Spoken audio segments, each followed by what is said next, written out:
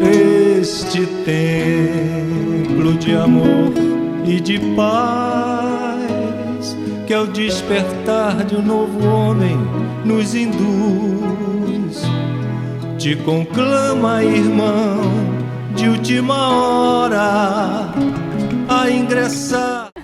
Boa noite a todos. Ela é dividida, ela é de lá e de cá, tá, Conta para eles que o meu coração é dividido, né? É amor e caridade, trabalhadores de Jesus. Mas isso é uma história longa, né? Porque o amor e caridade, quem conhece o amor e caridade, desde aquela época, aquela casa bem simples, humilde, e no momento que foi necessário fazer uma obra, que aquela casa já não suportava mais, a própria idade da casa, e nós fomos recebidos com muito amor e carinho aqui nesta casa. E fomos criando vínculos. Então, estamos sempre aqui, estamos sempre lá. Somos de lá e somos de cá. Isso aqui é importante, né? Estarmos aqui na tarefa, envolvidos, imbuídos nesse desejo de aprender. E hoje, juntos, nós vamos dar continuidade ao estudo do Livro dos Espíritos. Estamos na segunda parte, é o capítulo 9, e as questões que nos cabem hoje para reflexão, ponto 473 a 480. E fala exatamente sobre possessos, fala sobre possessão. E nós começamos a pensar e a refletir, e não tem muito tempo, um palestrante, o senhor Francisco da UMEN, se não me falha a memória, ele falou dessa questão de estar sempre buscando em Jesus, né, o amparo junto à doutrina espírita para que nós possamos estudar. Então, nós fomos buscar em Jesus e encontramos uma passagem que se intitula Os Endemoniados, na verdade é o endemoniado gadareno. Não sei se vocês conhecem, está no Evangelho de Lucas, no capítulo 8, versículos de 26 a 39. Mas também está tamanha importância dessa passagem, que também está relatada em Mateus e também está relatada em Marcos. E eu comecei a buscar também, nesse livrinho aqui, vocês vão ver que eu gosto muito dos livros, gosto de trazê-los porque eu ainda sou a moda antiga, eu gosto de ler, eu gosto de manusear, eu gosto de marcar. Eu tinha um professor de literatura que ele dizia isso para mim: livro humanizado é aquele livro que está todo escrito, que a gente estuda, que a gente aponta, vai lá no dicionário e pega o significado das palavras, enfim. E eu fui buscar nesse livro, Primícias do Reino, uma psicografia de Divaldo Pereira Franco, pelo espírito Amélia Rodrigues, exatamente no capítulo 12, ela fala sobre essa passagem do Evangelho de Lucas. E ela começa dizendo que naquele dia o mar era um espelho, um grande espelho. E Jesus tinha um objetivo, tinha um desejo, tinha programado atravessar, passar para a outra margem do lago, visitar o outro lado do lago. Então, ele convida os discípulos para que entrem com ele naquele barco. E eles, então, começaram aquela travessia. No começo, o mar estava suave, aquelas ondas bem gostosas, bem suaves, e os seus discípulos, então, mediante toda aquela harmonia daquele momento, imagina, né, estando com o Mestre Jesus, adormecem, descansam, ficam em paz naquele momento. Mas qual não foi a surpresa que, de repente, aquele mar começa a se agitar, e começa a se agitar, e começa a se agitar, e os ventos vêm mais fortes. E então começa a acontecer uma tempestade. E os discípulos, então, acordam assustados e perguntam: mestre, o que está acontecendo? Porque eles estavam com medo, eles temiam a própria vida. Então, eles perguntam a Jesus o que estava acontecendo. E Jesus, então, se levanta e acalma o mar. E acalma o vento, e acalma aquela tempestade, olha para os seus discípulos e aproveita aquela oportunidade e pergunta: onde está a vossa fé? Então, o que nós vamos conversar hoje tem tudo e muito a ver com o que foi colocado na página, com a fé, com a confiança, porque Jesus tinha uma tarefa muito importante a desempenhar naquele dia. Ele ia levar para aquele povo do outro lado a boa nova, os seus ensinamentos. E muitas vezes nós começamos a refletir e a pensar nesses momentos turbulentos da nossa vida, que muitas vezes nós estamos naquele momento da calmaria, outros momentos vêm as tempestades. E assim é a nossa vida. E aí nós precisamos, na verdade, refletir e pensar aonde está a nossa fé. Porque no momento em que nós estamos tranquilos, estamos bem, nós, muitas vezes, esquecemos de Jesus, esquecemos de Deus. Está tudo bom, está tudo tranquilo, está tudo calmo. No entanto, quando vem aquele momento turbulento, quando vem a tempestade, e aí nós começamos a pensar e refletir, e achamos que Deus, na verdade, nos abandonou, quando Ele não nos abandona em momento nenhum. E aí nós vamos começar, então, a nossa reflexão, trazendo o primeiro versículo de Lucas, onde ele fala: e navegaram para a terra dos Gadarenos, que está de frente da Galileia. Então, Jesus navega, Jesus vai ao encontro daquela terra, daquele povo, daquela gente, para levar a boa nova. Então, ele sai, ele faz esse movimento de ir na direção, de ir ao encontro. E aí nós já começamos as nossas primeiras reflexões, porque a Amélia Rodrigues narra para nós, no livro Primícias do Reino, que aquela era uma terra árida, tão árida que só nasciam espinheiros. Não tinha outro tipo de vegetação. Então, aquela localidade, eles criavam porcos, eles comercializavam porcos. Então, já começamos a refletir aí na situação, na condição daquela cidade, daquela comunidade, porque quando a gente diz endemoniado gadareno, é gadareno porque ele morava, ele vivia, ele nascera em Gadara, que era exatamente aonde Jesus fora. E ele continua narrando: e quando desceu para a terra, saiu-lhe ao encontro, vindo da cidade, um homem que desde muito tempo estava possesso de demônios, e não andava vestido, nem habitava em qualquer casa, mas nos sepulcros. Então, vamos analisar esse versículo ponto a ponto, porque Jesus é isso, né? Jesus é reflexão, Jesus é aprendizado, Jesus é ensinamento. Então, quando ele desce para a terra, ele está nos convidando a fazer esse movimento de ir em direção àqueles que estão precisando de auxílio, que estão precisando de ajuda. Que não nos deixemos vencer pelas dificuldades e pelos obstáculos, que passemos adiante. E aí ele continua: saiu-lhe ao encontro. Então, aquele endemoniado, aquele homem, foi ao encontro do Mestre Jesus. E é o que nós precisamos fazer todos os dias de nossas vidas. Não só nos momentos de dificuldade, mas principalmente nos momentos em que o nosso mar, que o mar da nossa vida, está, na verdade, naquele momento, na calmaria. Porque o mar da nossa vida nos leva a navegar por terras muitas vezes áridas como a terra daquele local. Mas Jesus não desanima, e nós também precisamos deixar o desânimo de lado e seguir o caminho. Então ele vai levar a boa nova, levar a semente, e a semente é imortal. E mesmo sabendo que aquele povo, naquele momento, que aquela terra, que aqueles corações ainda eram pedregosos, e que a semente que ali seria lançada, ela não iria germinar, porque o sol ia bater e ela não ia germinar e florescer. Lembrando, fazendo uma analogia com a parábola do semeador. Então, essa reflexão de que as sementes, elas são imortais.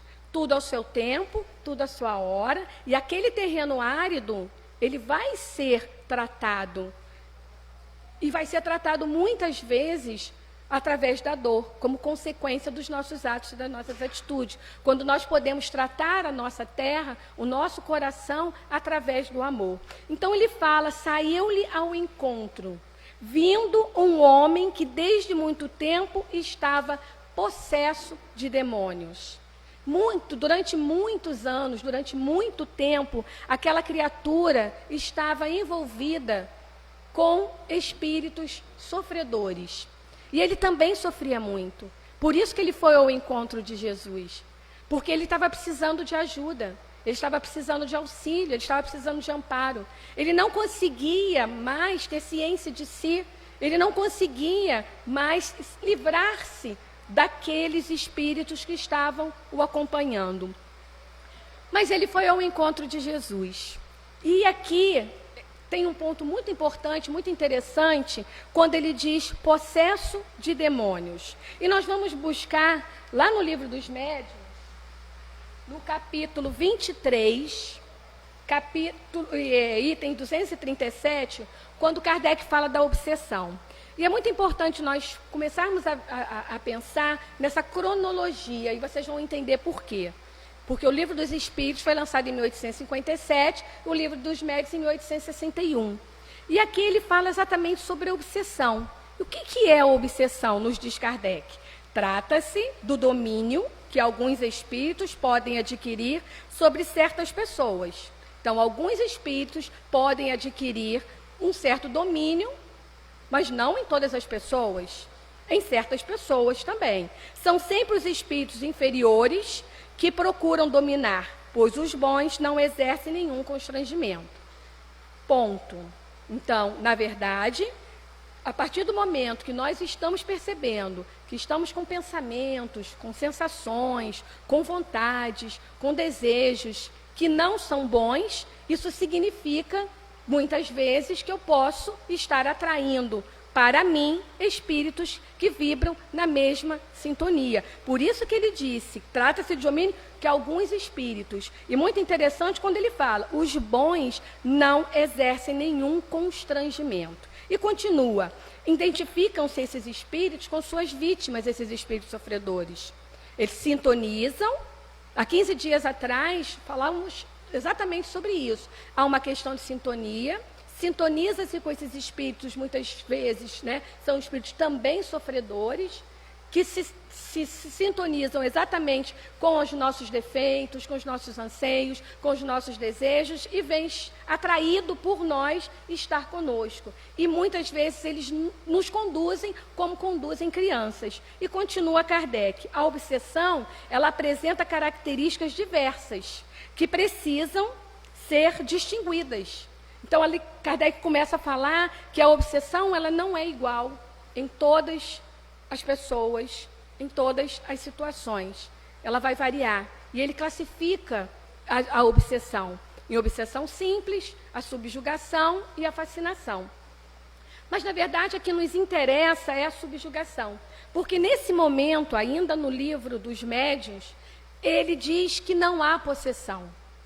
Ele diz que, na verdade, a possessão trata-se de uma subjugação. Quando ele diz assim, ó, a subjugação é um envolvimento que produz a paralisação da vontade da vítima. Então, há uma paralisação da vontade da vítima, fazendo-a agir malgrado seu. Esta se encontra numa palavra sobre um verdadeiro jugo, sobre um verdadeiro domínio. E ele avança dizendo que a subjugação ela pode ser moral ou pode ser corporal. Moral quando se trata de decisões, corporal quando se trata de ações. Que a pessoa, quando está no processo de subjugação, ela, de obsessão, mas num processo de subjugação, ela perde, muitas vezes, a noção de si mesma, das coisas que ela está fazendo. Então, se ela estivesse bem, ela não faria aquilo, ela não tomaria aquela decisão. Então, é aquilo que Kardec fala no começo, é o constrangimento. E aí, há esse constrangimento. E aí, é nesse ponto que ele vai falar exatamente sobre essa questão da subjugação e da possessão. Quando ele diz, dava-se antigamente o nome de possessão ao domínio exercido pelos maus espíritos, quando a sua influência chegava a produzir a aberração das faculdades humanas. A possessão corresponderia para nós à subjugação, diz Kardec. E ele começa a dizer por que ele não adota nenhum dos dois termos, nem possessão e muito menos demônio. Por quê? Primeiro porque para ele, nesse momento, possessão implica na ideia de um outro espírito. Vamos ver se a gente consegue entender bem isso, que isso é muito importante. Do outro espírito, aqui sou eu, Ana Laura, espírito, ser falante, que tenho a responsabilidade e ocupo este corpo físico neste momento, ok? Então, o que seria a possessão? Seria um outro espírito coabitar este corpo junto comigo. Como é que acontece isso? Né? Eu já vi ali, a gente está dizendo assim, não pode ser assim. Kardec, nesse primeiro momento, ele diz isso, que não existe essa coabitação. E da mesma forma como ele diz aqui no Evangelho, aqui no Livro dos Médiuns, e a doutrina espírita mostra isso muito para nós, que não existem demônios. Porque demônio é aquela ideia, aquela falsa ideia de espíritos que foram criados para o mal. Perpetuamente. Diríamos, sem salvação. E vamos mais ainda, porque então o gadareno, que estava possuído pelo demônio, então ele também nunca ia conseguir se transformar, mudar, se renovar e ser um espírito bom, ser uma pessoa boa, ser um espírito bom. Então o demônio, na verdade, são espíritos que Kardec chama muito de espíritos inferiores. E nós chamamos muito, eu gosto muito de chamar de espíritos sofredores, porque eles estão sofrendo. Ninguém é feliz, ninguém consegue construir a sua felicidade em cima da infelicidade dos outros. Então ele também não consegue ser feliz, ele também está sofrendo. Ele só muitas vezes não tem ainda a consciência disso. Mas ele também é um sofredor. Mas vamos voltar para Lucas? Então vamos lá. E quando viu a Jesus, prostou-se diante dele, exclamando e dizendo com alta voz: que tenho eu contigo, Jesus, filho do Deus Altíssimo? Peço-te que não me atormente. Então vejamos, quem fala isso, na verdade, não foi o gadareno. Foi aquele espírito sofredor que estava de posse do seu corpo. Estava de posse. Mas peraí, Ana Laura, você diz que está de posse, depois você diz que não está, que pode, que não pode. Então vamos lá. Então, na verdade, ele está falando, aquele espírito está falando através do gadareno. Ele percebe, ele tem ali a clarividência, ele sente as vibrações do Mestre Jesus, identifica o Mestre Jesus, identifica nele o Filho de Deus e pergunta para ele, né? E começa a perguntar para ele o que ele está fazendo ali naquele momento, né? O que eu tenho eu contigo? E ele pede para não me atormentar. Não me atormentes. Por que será? E nós começamos a refletir, e a Amélia Rodrigues nos ajuda nessa reflexão, quando, na verdade, aqueles espíritos, eles estavam ali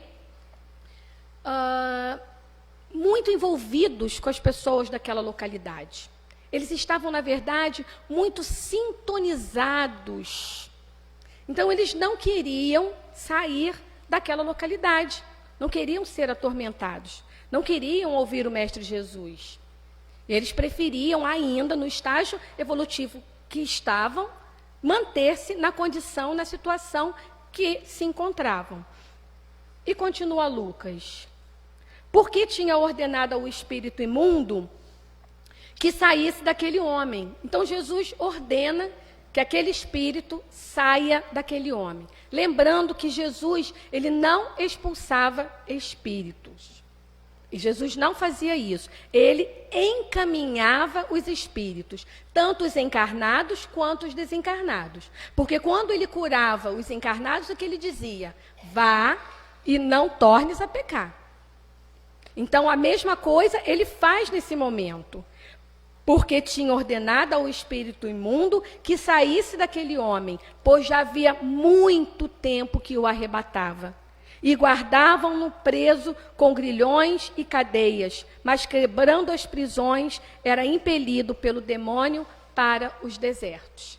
Então não adiantava violência, não adiantava prender, porque os espíritos o envolviam numa força que ele conseguia fugir. E ele já estava há muito tempo naquela situação.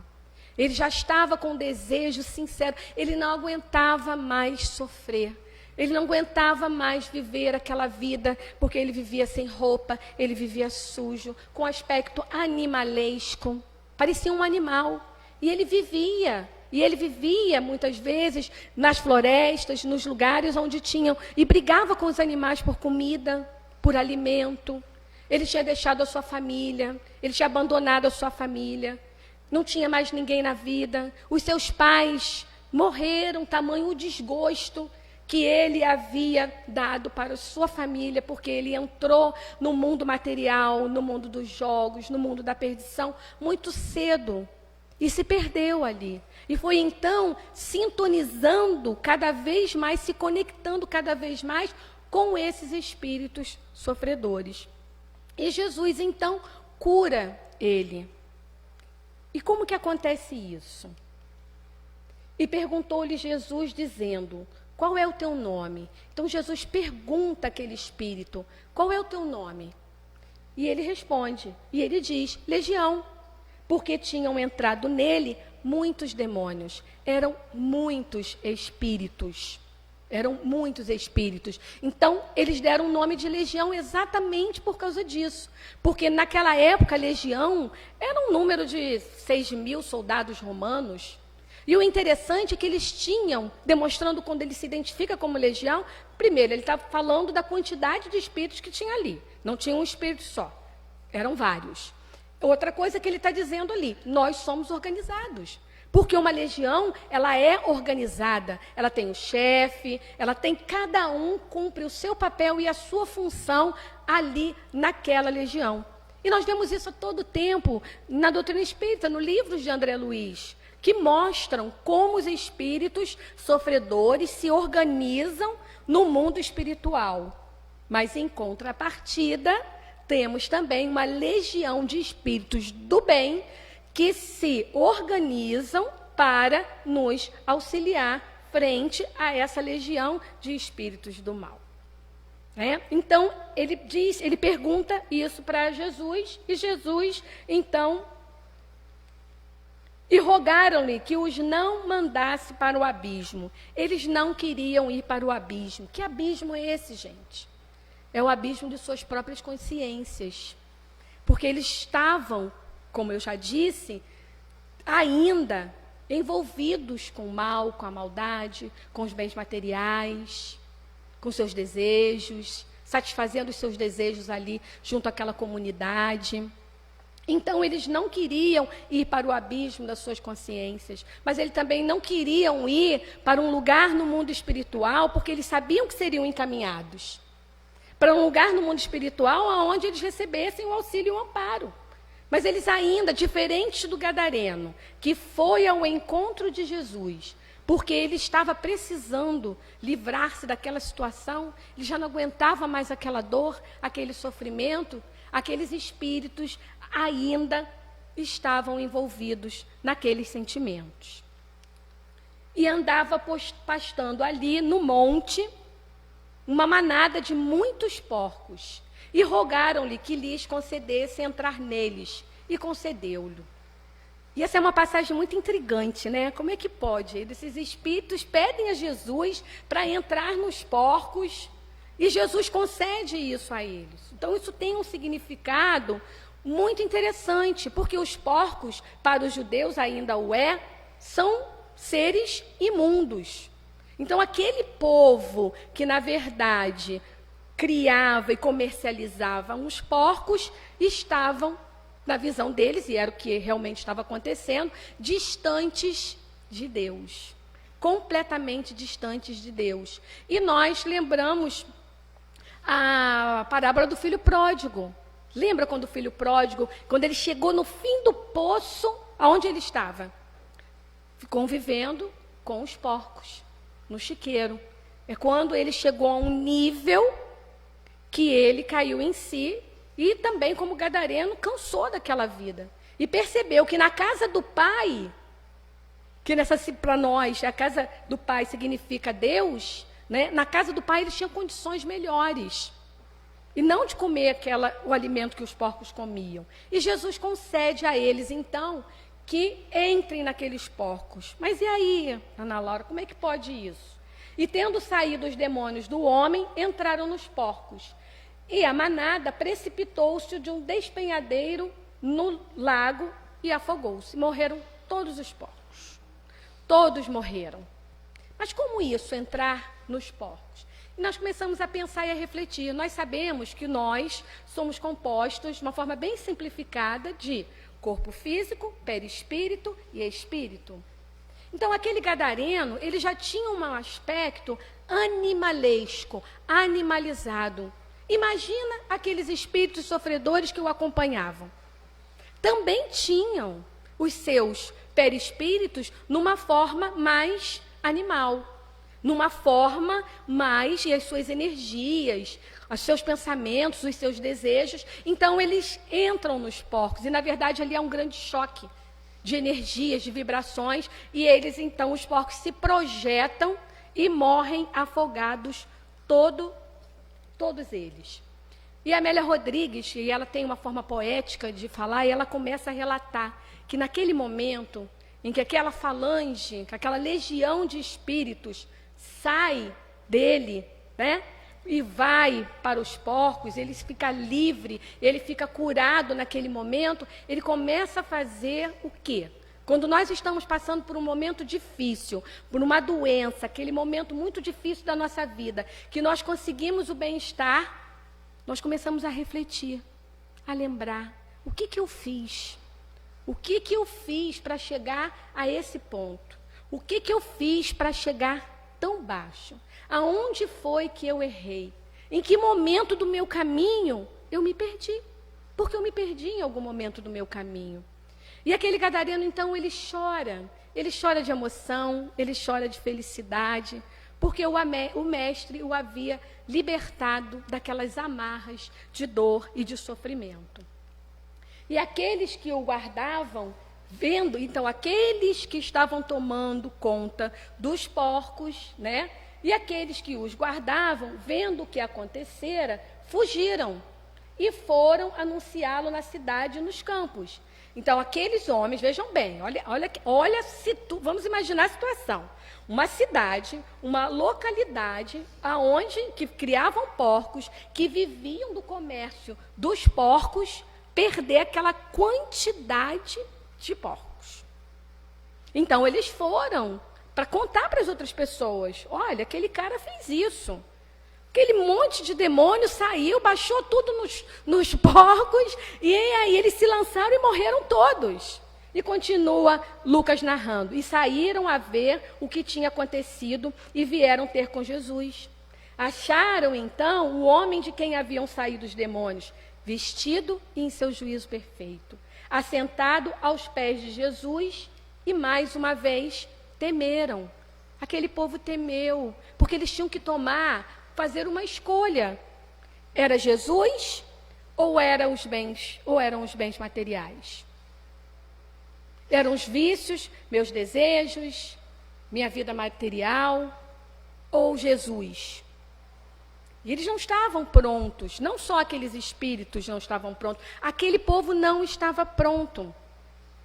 E o que acontece então? E os que tinham visto contaram-lhes também como fora salvo aquele endemoniado. Então, porque eles viram que o gadareno estava de banho tomado, em sua sã consciência, livre de todo aquele jugo, daquela dominação. E toda a multidão da terra dos gadarenos ao redor lhe rogou que se retirasse deles, porque estavam possuídos de grande temor. E entrando ele no barco, voltou. E aquele povo fez aquela escolha. E nós somos convidados a fazer as nossas escolhas todos os dias de nossas vidas. Todos os dias nós somos convidados a fazer as nossas escolhas. E aquele povo escolheu os bens materiais, preferiram a Jesus e expulsaram Jesus. Não quiseram ouvir, não quiseram falar, não quiseram nada com Jesus, porque eles temiam.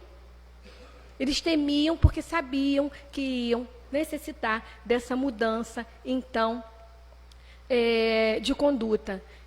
E, no primeiro momento, nós somos levados a pensar que, se aqueles espíritos sofredores saíram, eles eram um problema, quando, na verdade, havia ali uma afinidade muito grande. Então, não adianta vir para a reunião mediúnica, vir para o centro, fazer tratamentos, se não tivermos uma mudança de conduta. Essa mudança de conduta é imprescindível. Por quê?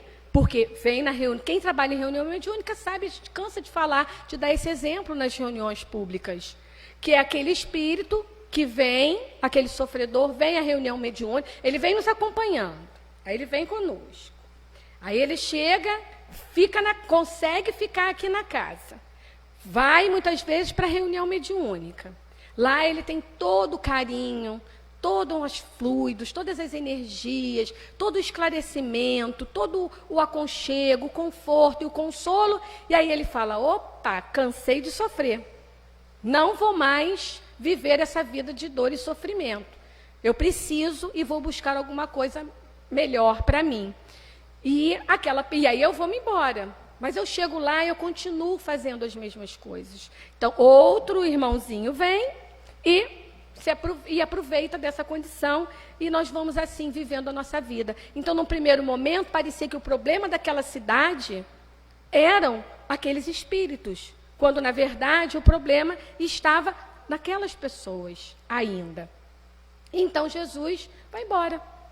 E aquele homem de quem haviam saído os demônios rogou-lhe que o deixasse estar com ele, mas Jesus o despediu dizendo, então ele queria seguir com Jesus, mas Jesus o despediu dizendo para ele que torna para a tua casa e conta quão grandes coisas te fez Deus.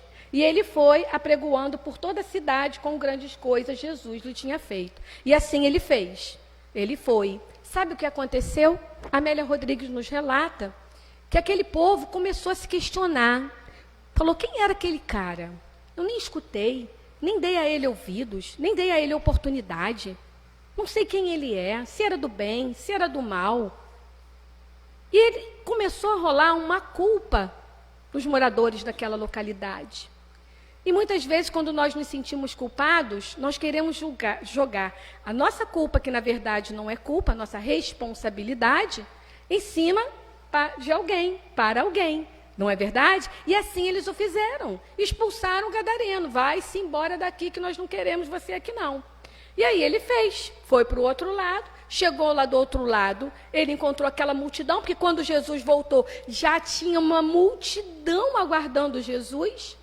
E o gadareno foi e encontrou essa multidão. E a Amélia Rodrigues nos conta que ele se perdeu naquela multidão. Ele se perdeu e se achou. Porque foi quando ele começou a auxiliar todos aqueles que estavam vivendo em aflição, em dificuldade. E aí nós começamos a fazer esse paralelo com o Livro dos Espíritos. Nós temos a questão 473, aonde Kardec perguntou, pode um espírito momentaneamente revestir-se do invólucro de uma pessoa viva, quer dizer, introduzir-se num corpo animado e agir em substituição ao espírito que nele se encontra encarnado? Opa, peraí, vamos traduzir isso, né? Que o português é danado e eu tenho uma dificuldade medonha, então preciso ler com calma. O que ele está perguntando? Se pode um espírito, mesmo que momentaneamente, revestir-se do invólucro de uma pessoa. Foi aquilo que eu falei. Eu sou eu, aqui Ana Laura, esse ser falante, esse espírito que estou encarnado e ocupando esse corpo. Pode um outro espírito vir e ocupar esse corpo ao mesmo tempo? Mesmo que momentaneamente? Então Kardec diz, os espíritos respondem, um espírito ele não entra num corpo como entra numa casa. Não entra. Ele diz, ele se assimila a um espírito encarnado que tem os seus mesmos defeitos e as suas mesmas qualidades para agir conjuntamente. Ai, que bom! Então, nós nos assimilamos tanto com espíritos bons, sofredores, com os espíritos bons, assim como com os espíritos sofredores. Então, nós temos essa opção. A opção é 100% nossa. E aí ele continua dizendo... Mas é sempre o espírito encarnado que age como quer sobre a matéria de que está revestido. Então, mesmo que um espírito coabitasse o meu corpo, quem manda aqui sou eu. Mas ele diz que isso não é possível. Um espírito não pode substituir-se ao que se acha encarnado, porque o espírito e o corpo estão ligados até o tempo marcado para o termo de sua existência material. Então, ele diz que isso não pode acontecer. Um espírito não pode substituir o outro que se encontra encarnado, porque o espírito E o corpo, eu, Ana Laura, ser falante, espírito, estou ligada a este corpo até o momento que estiver marcado para o meu desencarne. Isso se eu não fizer alguma coisinha errada pelo caminho. Então, estamos falando de uma trajetória normal. Começo, meio e fim. Normal. 474, vamos avançar um pouquinho. Se não há possessos, propriamente dito, pergunta Kardec, quer dizer, coabitação de dois espíritos no mesmo corpo, a alma pode encontrar-se na dependência de um outro espírito? De maneira a se ver por ela subjugada, obsedada, a ponto de ser sua vontade de alguma forma paralisada? Ou seja, se não há possessão propriamente dito, mas pode haver coabitação de dois espíritos no mesmo corpo? E se um espírito chega e coabita aqui esse mesmo corpinho aqui, né? E aí eu posso me sentir subjugada a ponto de ter a minha vontade, na verdade, cerceada, paralisada? E aí Kardec diz que sim. Olha que interessante. Sim, diz Kardec. Perdão, os espíritos dizem sim. E são esses os verdadeiros possessos. Aí ele confunde a cabeça da gente agora. Confundiu tudo. Eu não sei de vocês, mas a minha confundia aqui tudo. Lasquei-me toda aqui, mas vamos lá. E são esses os verdadeiros possessos. Mas, porém, contudo, todavia, entretanto, ficais sabendo que essa denominação não se efetua jamais sem a participação daquele que sofre. Então, havendo ou não coabitação de outro espírito aqui no meu corpinho, só vai acontecer se eu assim o permitir. Isso é fato. Não tem como fugir. Seja pela sua fraqueza, seja pelo seu desejo. Frequentemente se tem tomado, ele até fala isso, né? Criaturas epiléticas ou com problemas mesmo de loucura, como se fossem possessos, né? E, na verdade, possessos, na verdade, como criaturas epiléticas e fazem alguns tratamentos que não são os recomendados. E Kardec, então, ele faz um comentário que eu não coloquei aqui. Ele diz o seguinte: a palavra possesso, na sua acepção vulgar, supõe o quê? A existência de demônios. Porque estava muito, quando se fala em possessão, se liga, se vincula aos demônios. Então, ele diz, ou seja, de uma categoria de seres de natureza má, e a coabitação de um desses seres com a alma, no corpo de um indivíduo. Mas como não há demônios, nesse sentido, né, não há demônios, não há espíritos criados fadados para o mal, e como dois espíritos não podem habitar simultaneamente o mesmo corpo, também não há possessos. Mas Kardec era um ser incrível, e ele estava na tarefa certa, e possuído de uma humildade maravilhosa. E aí nós vamos ver que na Revista Espírita, Kardec mostrou que a sua ideia, que a sua compreensão, ela foi evoluindo. Então, a Revista Espírita, e aí eu aproveito para convidá-los, pedir permissão a Dejaneira, que não está aqui, né? Mas aproveitar a oportunidade para convidá-los que sábado, das 2 às 3h30, nós temos agora aqui nesta casa, linda, maravilhosa, o estudo da Revista Espírita. Venham estudar a Revista Espírita. Porque Kardec mostra aqui nessa questão da Revista Espírita de 1863. Então, vamos lá. Livro dos Espíritos 57, Livro dos Médios 61, Livro dos Espíritos, Revista Espírita de 1863, lá em dezembro de 1863. Kardec fala exatamente isso ali, ó. Dissemos que não há possessos no sentido vulgar da palavra, mas subjugados. Nós vimos isso no Livro dos Espíritos, vimos isso no Livro dos Médios, certo? E aí ele diz aqui, retornamos sobre esta afirmação muito absoluta, porque nos está demonstrado agora que pode ali haver possessão verdadeira. Olha, quer dizer, substituição parcial, no entanto, de um espírito errante ao espírito encarnado. Ufa, então pode haver possessão. Então, a possessão, ela existe. Existe essa possibilidade de um espírito desencarnado, um espírito errante, um espírito sofredor. Mas vocês sabiam que também existe a possibilidade de uma possessão de um espírito do bem. Isso é muito interessante. E nós precisamos correr porque nós temos pouco tempo. Então, eu gostaria que vocês lessem, quando vocês tivessem a oportunidade, a Revista Espírita de 1863, lá em dezembro, e ele vai contar aqui um caso muito interessante que eu vou resumir. Ele conta 2 casos muito interessantes. O da senhora Julie é muito grande, é muito extenso, mas é muito interessante. Porque muitas vezes nós estamos vendo casos de possessão por aí e não nos damos conta de que isso está acontecendo. Pode estar acontecendo na nossa família, no nosso lar, perto das nossas relações. Mas ele conta por que Kardec foi chegando a essa conclusão, a essa compreensão. Ele conta que havia umas pessoas reunidas na casa de uma senhora que ela era sonâmbula. E, de repente, ela começa a dizer assim: ah, meu caro amigo, quanto estou contente de te ver. E aí, a pessoa com a quem ela se dirigiu falou: mas como assim? Como assim? Está surpreso de me ver, né? Nós estamos aqui sempre juntos, estamos aqui numa reunião, temos o convívio frequente. E aí ele pergunta. E a senhora, então, né, surpreso, perguntou-lhe: o que isso significava? E ela respondeu. Na verdade, não foi ela que respondeu, foi o espírito que respondeu. Como, meu caro, tu não me conheces? Ah, é verdade, estou todo coberto de lama, sou Charlize. E aí Kardec começa a contar e eles começam a pensar em Charlize coberto de lama. Não tinha muito tempo que tinha desencarnado um homem, que ele estava caminhando, e aí ele passou mal, teve um mal súbito, desencarnou, caiu no fosso. Ficou todo sujo de lama. Por isso que ele achou, né, como ele estava naquele corpo, que era um corpo de uma mulher, da senhora A, ele então achou que eles não estavam o reconhecendo porque ele estava coberto de lama, como se eles tivessem a clarividência e pudessem vê-lo. E aí eles começam a pensar e falam: ah, realmente aconteceu isso, esse Charles Z, esse cara desencarnou nessa condição, nessa situação.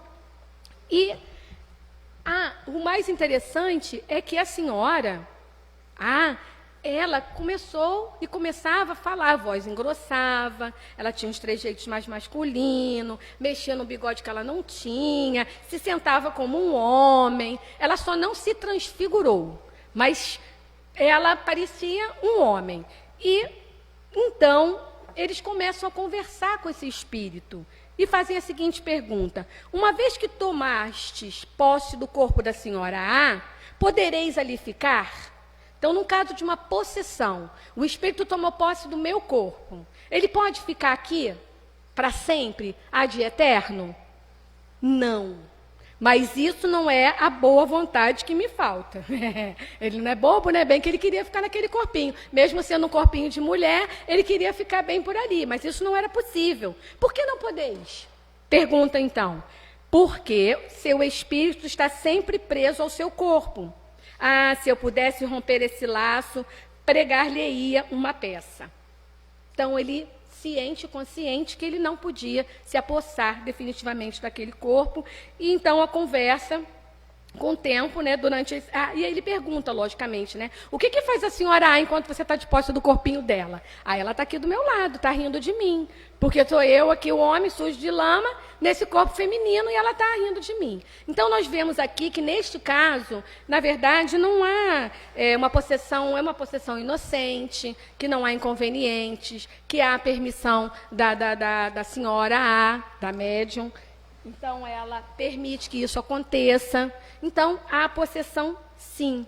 E nós vamos, então, buscar, para ir finalizando, na Gênese, no capítulo 18, capítulo 14.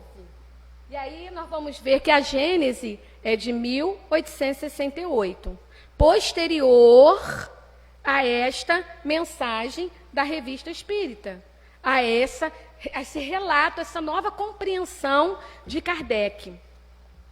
E na Revista Espírita, na Gênese, ele vai classificar para nós, que nós não vamos ler, mas ele vai dizer para nós, dar o significado, o que é a obsessão. Porque ele precisa distinguir a obsessão de possessão. Obsessão é uma coisa, possessão é outra coisa. Pode haver possessão com obsessão? Sim, as duas coisas concomitantemente, mas obsessão não é possessão. Então vamos lá. A obsessão é a ação persistente que o mau espírito exerce sobre um indivíduo. Persistente. Ela apresenta características muito diferentes que vão daquela simples influência, que às vezes nem se percebe, a uma influência mais contundente. Então, e aí ele começa a falar na possessão. Como é que é na possessão, nos fala Kardec?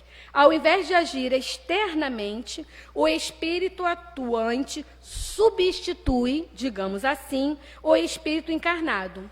Elege o seu corpo para domicílio, sem que este, no entanto, seja abandonado pelo seu dono. Eu sou a dona. A responsabilidade desse corpo é meu.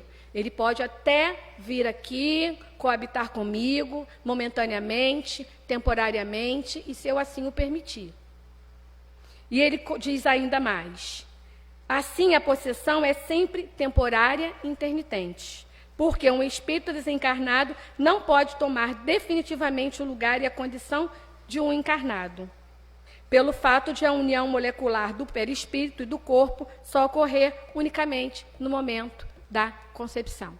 Então, no momento da concepção, o nosso perispírito é ligado, nós, espírito e perispírito, somos ligados ali naquele momento da concepção. E só no momento da morte é que haverá esse desligamento, como eu disse. Então, e é interessante que ele continua, e eu sugiro que vocês leiam, porque ele continua falando aqui que a possessão, inclusive, assim como a obsessão, ela pode ser coletiva.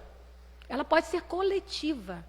A possessão também. E nós vemos que no caso do endemoniado gadareno, naquela cidade, existia uma possessão coletiva ali. E nós precisamos tomar muito cuidado com isso e não nos deixar envolver e de rompante nas coisas que vão chegando. E quando vemos aí, já estamos envolvidos e estamos fazendo coisas que depois, quando nós caímos em si, vamos nos arrepender amargamente. Então, a possessão ocorre e pode ser boa ou má também. Porque ele fala que na psicofonia, o que acontece? Na psicofonia, o espírito ele vai e transmite o seu pensamento. Na possessão, não. É o espírito que fala diretamente. Então, ficou claro, gente? Ficou? Isso é tão importante, né? Porque Kardec teve todo esse carinho, essa humildade, e entender que existe possessão, sim. Questão 475. Pode uma pessoa por si mesma afastar os maus espíritos e se libertar do seu domínio? Posso? Eu posso fazer isso? Eu posso fazer isso, sim.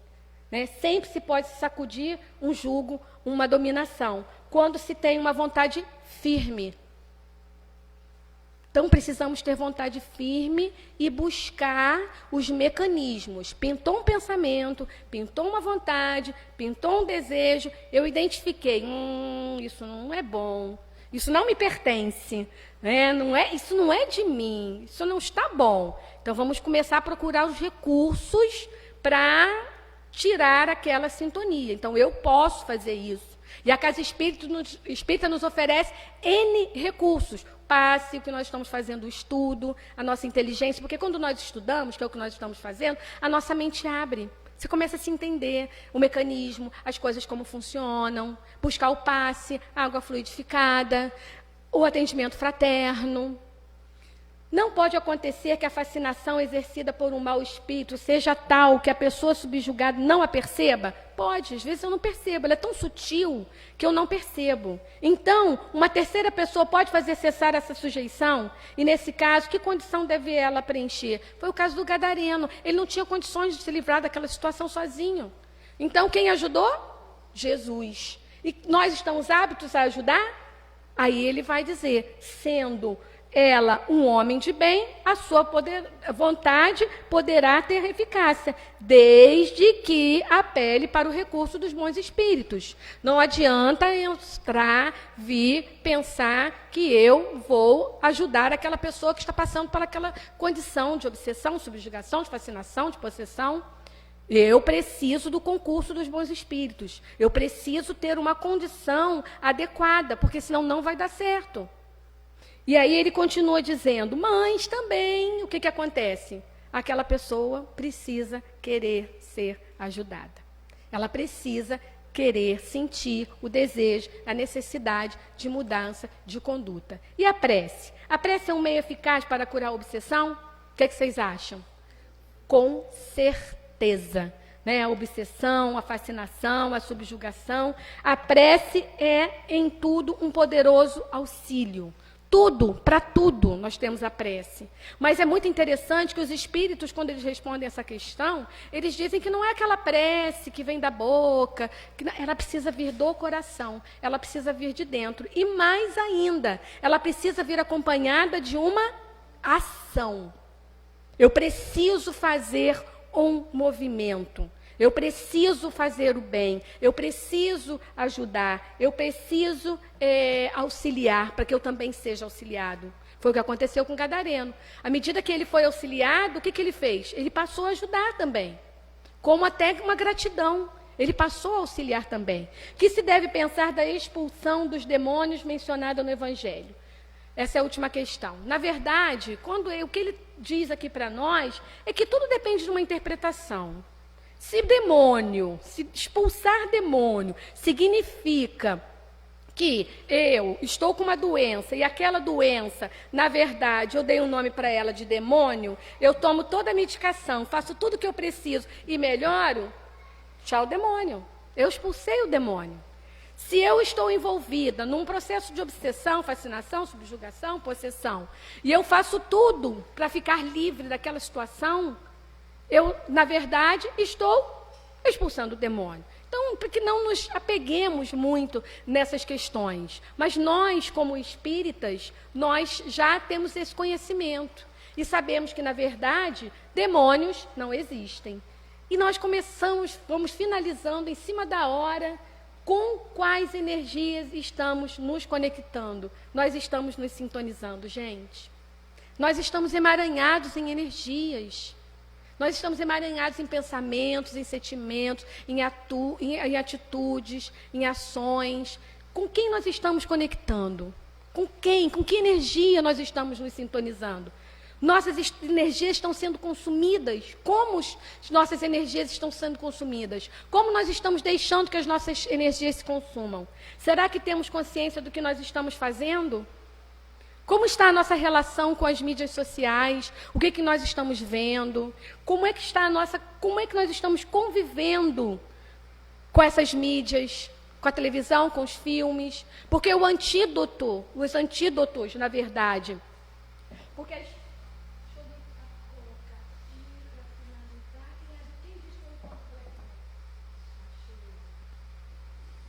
então, na verdade, com como nós estamos nos conectando? Estamos perdendo nossa consciência? Será que nós temos consciência do que nós estamos fazendo?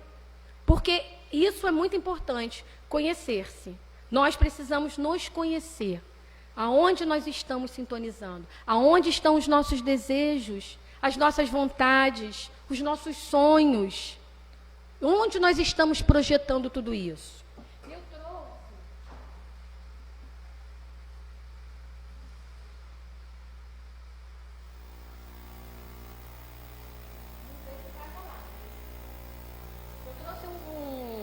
Videozinho muito rápido, Dejanira, muito rápido, tá? Que eu recebi.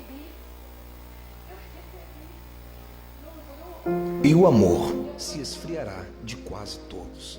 Mateus 24, 2. Estamos conectados, sempre conectados. Conectados com a insensibilidade de sentir a dor do próximo. Estamos perto de quem está longe, estamos muito distantes de quem está ao nosso lado. A vaidade nos cega de tudo que está acontecendo ao nosso redor. Estamos caminhando rumo ao fim do amor ao próximo. Passamos maior parte do tempo curtindo coisas que na verdade a gente nem curte.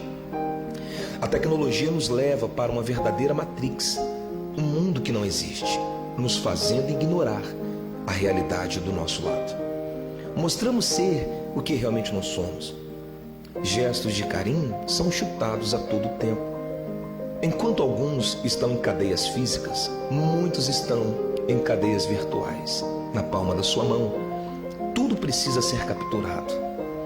Amamos o que é para usar, mas usamos o que Deus fez para amar. As rodas de amigos não existem mais. As pessoas necessitam estar conectadas o tempo inteiro. Quando se reúne, é apenas para compartilhar a vergonha e a dor do seu próximo. Julgamos sem saber o que realmente se passa dentro de uma pessoa. Como dizia Lulu, assim caminha a humanidade. Hoje em dia, até nos piores momentos, as pessoas precisam compartilhar um momento que era apenas para ser vivido. A cada 40 segundos, uma pessoa se suicida no mundo. Enquanto isso acontece, existem milhões só esperando para poder compartilhar.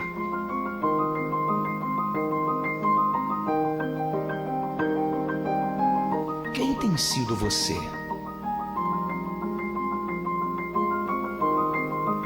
O The Walking Dead já começou.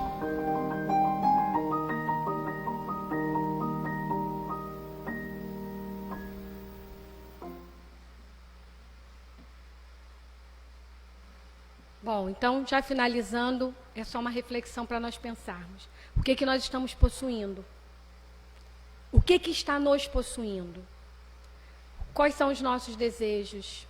O que nós estamos fazendo da nossa vida? Então, que fique aí essa reflexão. Agradeço a todos a oportunidade. Que a doce paz do Mestre Jesus continue nos envolvendo, nos orientando. E que possamos todos nós, juntos, conectados como estamos nesse momento, seguir os caminhos do Mestre Jesus, nosso guia e modelo. Né? E juntos, ajudando uns aos outros. Porque nós não vamos chegar lá se nós não estivermos juntos, conectados no bem e no amor do Cristo. Muita paz.